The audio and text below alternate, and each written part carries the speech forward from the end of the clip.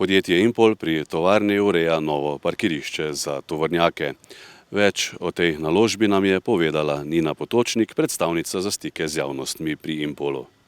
Razlogov je bilo več. Eden izmed prvih razlogov je bil dejansko, da zmanjšamo negativne vplive na okolico, zaradi tega, ker je bilo parkirišče Makedamo se močno prašilo, hkrati pa smo tudi imeli težave s tem, ker so tukaj parkirali tovornjaki in bi posledično, če bi prišlo do kakšnega razlitja nafte, lahko grozilo sam potok.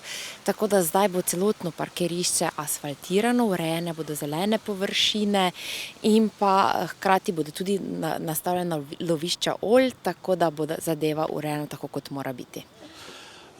Koliko tovornjakov bo lahko sprejelo to parkirišče in seveda koliko bo stala ta naložba in do kdaj bodo dela zaključena?